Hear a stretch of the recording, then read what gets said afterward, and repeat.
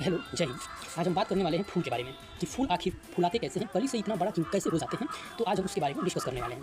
तो हमारा ये दो फूल है, अड़हुल का फूल और हम इसको लिए हैं और अब हम देखेंगे इसी पर हम अपना एक्सपेरिमेंट करेंगे कि आखिर फूल कैसे फल यानी फूल बन जाता है। तो देखिएगा, फूल का हमारा ये भाग जो होता है वो वृंत कहलाता है। ये वृंत फूल का भाग नहीं है, बट ये फूल को सहारा प्रदान करता है। ये वृंत है, ये बाह्य दलपुंज है। ये जो दोनों दिख रहा है, ये बाह्य दलपुंज है। ये जो कली अवस्था में रहता है तो उसको कवर की तरह कार्य, सुरक्षा कवच की तरह ये बाह्य दलपुंज कार्य करता है। और ये जो दिख रहा है लाल लाल, इधर ये दलपुंज हो गया, ये दलपुंज होता है। ठीक है, तो ये इसी में हमारा जो होता है वो अंडा से रहता है और इसी में भौरे द्वारा परागण यानी कि निषेचन की क्रियाएं कराई जाती है। ये हमारा होता है पुंकेसर।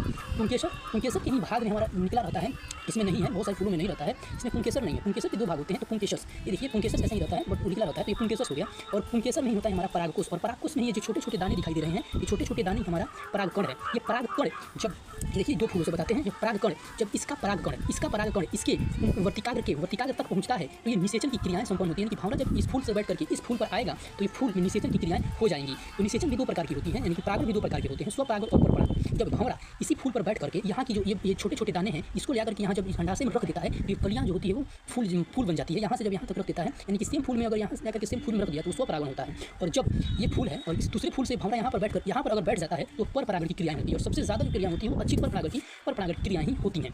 तो ये परपरागण की क्रिया ही होती है, सबसे ज़्यादा जो क्रिया होती है परपरागण की क्रिया होती है। तो फूल कुछ इस प्रकार से कली अवस्था से एकदम फूल की तरह बन जाते हैं।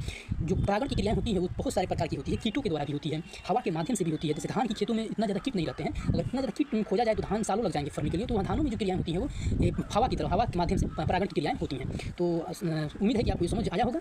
ये फूल का पार्ट था इसी को। तो थैंक यू, धन्यवाद। मिलते हैं अगले वीडियो में। सब्सक्राइब करिएगा। Thank you.